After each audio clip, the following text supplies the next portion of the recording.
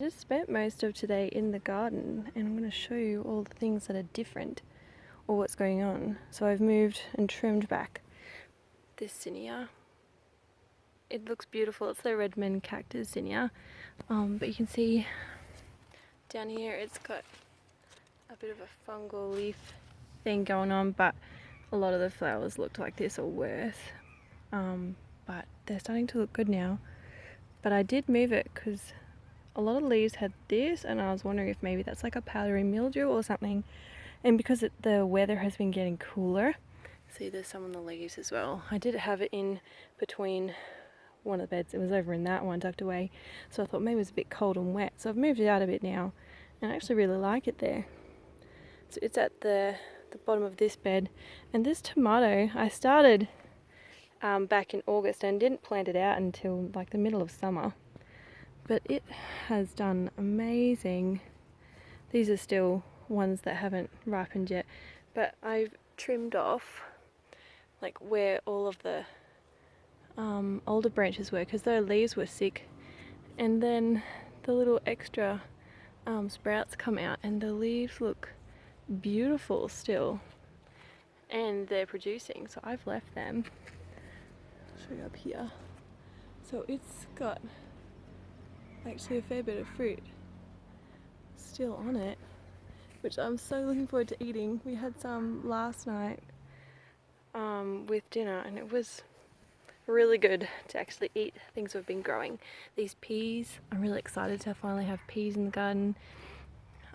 These ones are just sugar snap, so they're gonna grow way up. And you can see this is a cucumber. It's a Parisian pickling cucumber. It was really slow to start, and see that's where it starts there, and see how there's not many branches or leaves down the bottom. It's because they all got sick. They all got like a fungal leaf infection as well, so I tried to stop that, nip that in the bud. So I cut off all the infected ones, and I also decided to chop it back because it had grown and was already growing in with the tomatoes, and I just wanted to protect the tomatoes because it's doing so good. I didn't want that spreading around, and also I don't know how much longer I'll keep that in. It's been growing for ages and I haven't really got much off it, although it looks quite good now. From what I can tell, there's a couple more fruit left on there, and the birds and the bees love it. There's actually a butterfly. I'll see if I can show you. There's actually a butterfly, look, just chilling. Just chilling. Hey dude. Just hanging upside down. There's so many butterflies now, especially because of all the flowers, and I've got some stevia over in the last bed that's going to seed, and everything just loves it. So some of the things I've only just planted out recently with my nephew. So these are, there's a row there of leek. It's American flag leek.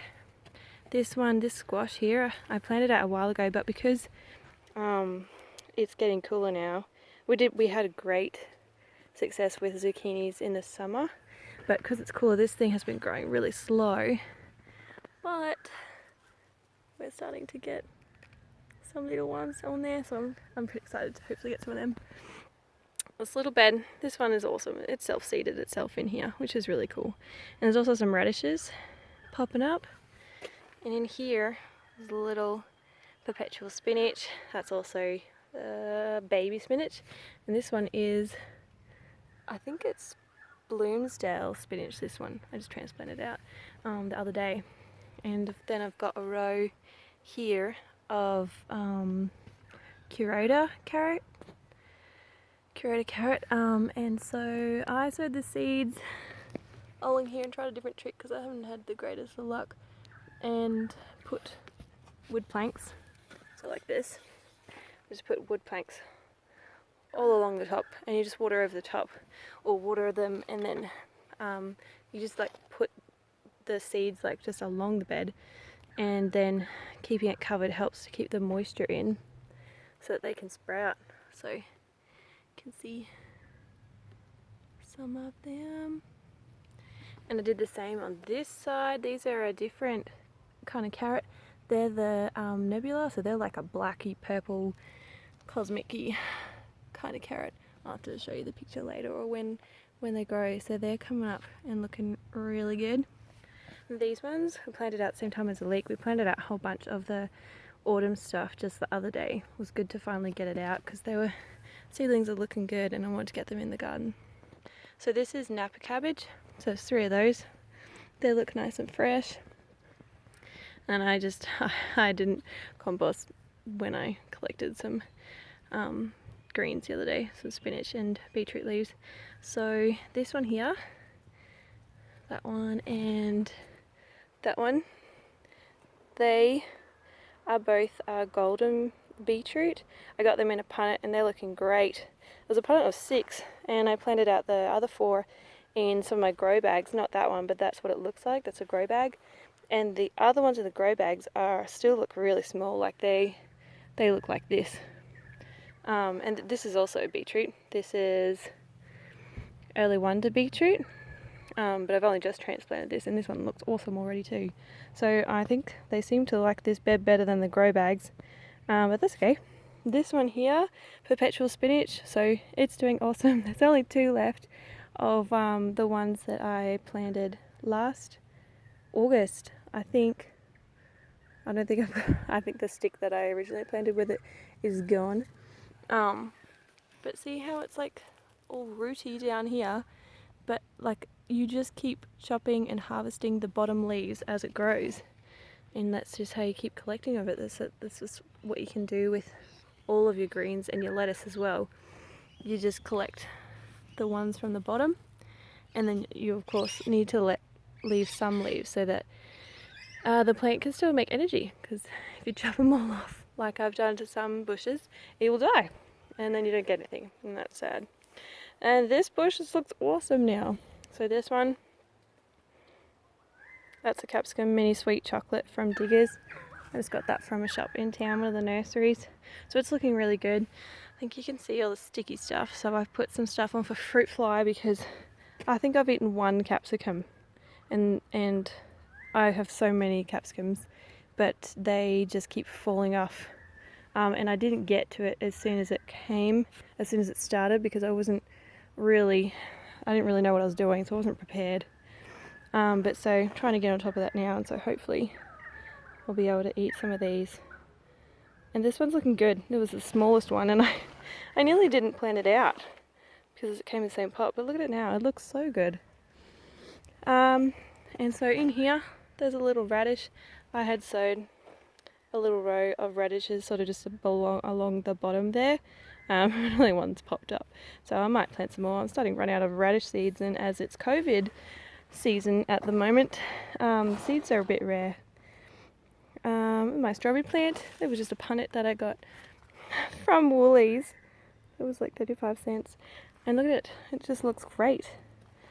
And it's got oh sweet, look at that one. Awesome. This is a runner that came off the main plant, and I just put it under the soil and it's just kept growing there because I really wanted the end of this bed to just be have strawberries and strawberries flowing over. Go back to this grow plant and the grow bag and those 4 there. So these ones are garlic. They're all garlic. I got them from my Uncle David, my husband's uncle, and so they look awesome. It's my first time to grow garlic, and so I'm, like everything else, winging it, reading and YouTubing and getting all the information I can to try and help me along, but they look good. And then I just brought my herbs down here because I've got lots of aphids in the beds, and so I thought maybe if I brought in some nice herbs and different smells into the garden, I don't know, hopefully that would help, but also it's nice seeing them down here. This is holy basil. It sounds weird to me calling it holy basil because I found out about this variety from Jess from Roots and Refuge, and she calls it holy basil because of her Arkansas accent, and so I call it holy basil, and this is purple basil. That just sounds right to say it like that to me. There's another little marigold that's self-seeded. I just put this up just this afternoon because, I'll sneak you underneath, because I've got a cauliflower 2 dino kale. Down the back there, there's that one over there, blue curled Scotch kale. This one here is purple sprouting broccoli, and there's another blue curled Scotch kale underneath, behind that broccoli. And so I'm covering it up because I have had, here's my decoys that don't do anything. I've had the white cabbage butterfly in, laying so many eggs, and this is my solution for now. It will be hopefully 99% effective on that, because I suppose if the wind blows it, like, it could still get in there. But this is way better than nothing, so I'm going to try that. Although, as I was picking off eggs, I did find that on my radishes that I had sown along all that side of the bed and all this side of the bed have been getting munched on, because the cabbage, the white butterfly was eating them, and there's also aphids, so that's awesome. We're just battling too at the moment. And these are more peas. These ones are Green Feast. I got them from Diggers. I haven't had them before, but they look like they could be good.